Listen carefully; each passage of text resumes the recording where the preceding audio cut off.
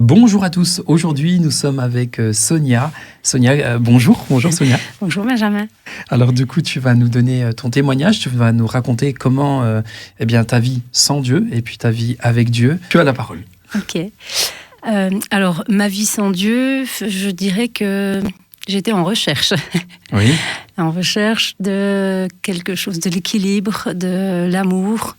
Voilà, beaucoup de déceptions, beaucoup de choses compliquées avant Dieu.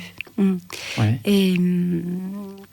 Et aujourd'hui, je dirais une vie plus équilibrée, plus épanouie, plus sereine, plus en paix.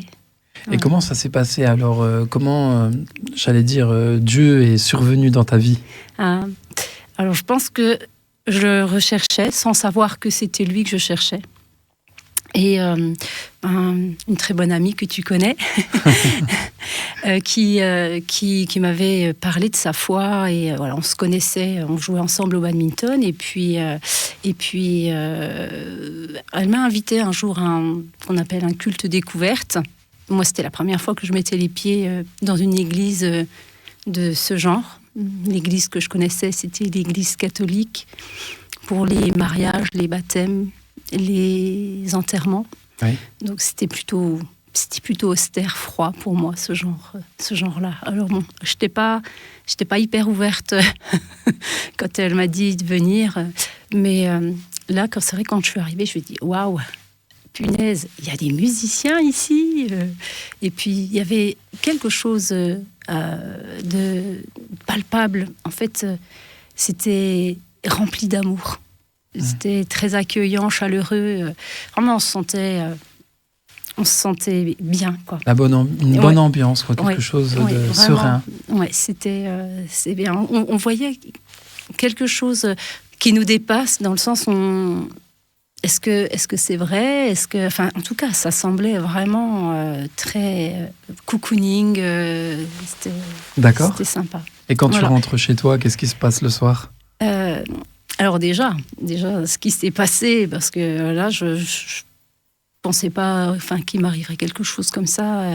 Alors, j'ai pas arrêté de pleurer pendant tout le culte, et je savais pas pourquoi. Je me dis pourquoi je suis émotive comme ça. Alors, je suis quelqu'un déjà d'assez sensible et émotive facilement, mais là, j'arrêtais pas de pleurer et tout. Je comprenais pas. Et puis, il y a eu un appel et là, j'ai senti très fort en moi que je devais me lever et y aller, quoi. Et qu'est-ce que tu appelles un appel, du coup? alors, en fait, le pasteur demande aux gens, de s'approcher, éventuellement demander la prière s'ils le souhaitent. D'accord. Et c'est ce que j'ai fait à ce moment-là, parce que je suis venue avec des fardeaux, avec des choses difficiles. Et donc à l'époque, il y avait donc Jean-Noël qui a prié pour moi, qui m'a demandé en fait pourquoi je m'approchais, et naturellement, quoi, je lui ai dit moi je suis là parce que je suis inquiète pour ma fille et je la sens pas épanouie, et voilà, j'aimerais qu'on puisse l'aider. Et puis après, je suis repartie, et puis j'ai dit à Lydie, écoute, tu m'as vu, mais t'attends pas à ce que je revienne un autre dimanche, quoi. Dieu est un Dieu d'humour, parce qu'en vrai, je suis venue. L'autre dimanche, tu es venue? Je suis revenue presque tous les dimanches, oui. Ouais, les dimanches, toutes les réunions de prière et tout ça. Je connaissais rien de tout ça, parce que c'était complètement étranger. Je venais pas d'une famille d'une croyante, plutôt athée, et donc voilà, tout ça, c'était pour moi quelque chose d'inconnu. De nouveau, ouais. Ouais. D'accord. Et donc, comment ça se passe ensuite dans ta vie? Ensuite, je comprends que je dois changer des choses dans ma vie, que je dois mettre en règle sur certaines choses. Donc à l'époque, je vivais avec Michel, ça faisait 16 ans qu'on était ensemble, et on n'était pas mariés. Et alors, c'est pas parce que je ne voulais pas, c'est plutôt lui qui ne voulait pas. Mais du coup, je voulais pas forcer les choses non plus. Et là, très vite, je me suis dit, je veux me faire baptiser.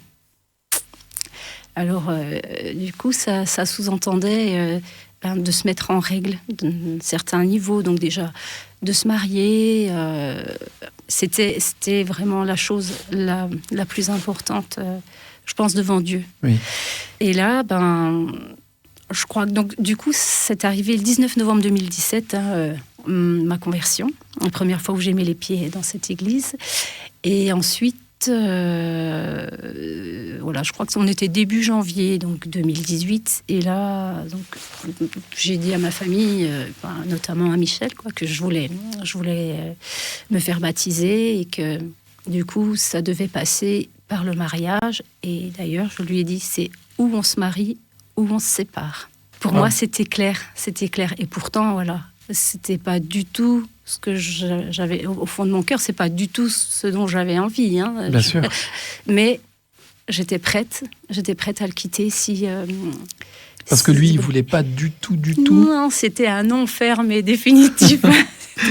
Mais Dieu a changé son nom en oui. Mais ça, je le savais pas à l'époque que Dieu était capable de faire des choses comme ça.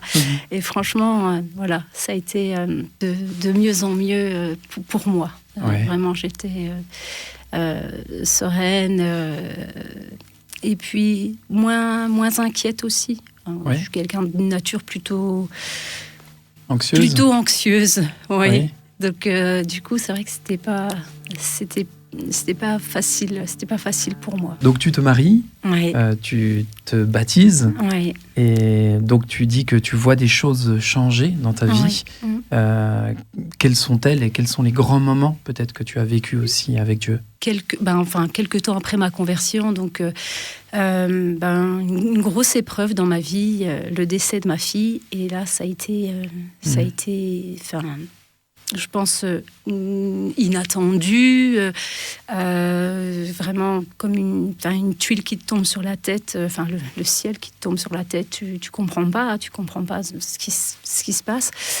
Et là, j'ai vu la fidélité de Dieu dans ma vie, parce que ça a vraiment affermi ma foi et je me suis accrochée à lui vraiment de toutes mes forces, parce que ce qui m'arrivait, c'était la pire épreuve qu'un parent puisse traverser. Et là, voilà, je sais que les premiers temps, j'étais vraiment portée parce que il y avait beaucoup de surnaturel dans tout ça, Même au moment des obsèques, voilà, c'était quelque chose où, voilà, alors, j'en étais au tout début, parce que c'est 6 mois après ma conversion, donc je suis vraiment tout au début, donc il y a plein de choses que je ne connais pas, que je ne saisis pas encore. Mais voilà, je sais que très rapidement, en fait, je me suis mise à... Alors, j'ai jamais été une grande lectrice, j'aimais pas lire. Alors, voilà, je commençais à lire la Bible, faire des plans sur l'application YouVersion. Enfin, c'était bien, parce que je vivais des choses à l'extérieur. Enfin, ma famille le ressentait. Michel, en premier, d'ailleurs, il trouvait que j'étais beaucoup plus apaisée. Parce que moi, avant, j'étais plutôt quelqu'un... quand on se fâchait, je pouvais, pendant 15 jours, ne pas lui adresser la parole. Ah oui, ouais. Tu boudais? Je boudais. Ah oui, c'était violent parfois. Ah oui, je me souviens d'une anecdote comme ça où on s'était un peu pris la tête sur un championnat de pétanque avec Michel, et puis pendant 15 jours, je lui ai pas adressé la parole. Vraiment, littéralement. Voilà. Donc aujourd'hui, c'est plus du tout le cas. Non, je cherche toujours à régler les choses de suite. Voilà. Ou si c'est... Voilà, parce que parfois, c'est pas le moment opportun, c'est remis juste... au lendemain, ou trouver le moment. Oui, tu as eu un gros changement presque de mentalité, de façon de voir, de façon de voir, de dire, voilà. Et puis le côté aussi peut-être sainteté, sanctification, enfin voilà, ça c'est quelque chose qui a beaucoup... voilà, j'étais quelqu'un plutôt de vulgaire avant. Ah oui, d'accord, ok. Je disais beaucoup de gros mots. Ah oui. Oui. Alors c'était quelque chose, voilà, beaucoup de blagues, voilà, pas... Salace, comme on dit. Voilà, des blagues sous la ceinture, enfin voilà, beaucoup de choses comme ça. Et ça aujourd'hui, ça fait plus partie ni de mon vocabulaire, ni de mes pensées. Vraiment, Dieu a renouvelé totalement voilà, mon esprit et mon intelligence. Et c'est vraiment une belle aventure au quotidien. Qui continue encore merveilleusement aujourd'hui. Tout à fait. Eh bien, écoute, merci beaucoup Sonia pour ce témoignage. Et puis, on te souhaite bonne route avec Dieu. Oui, merci.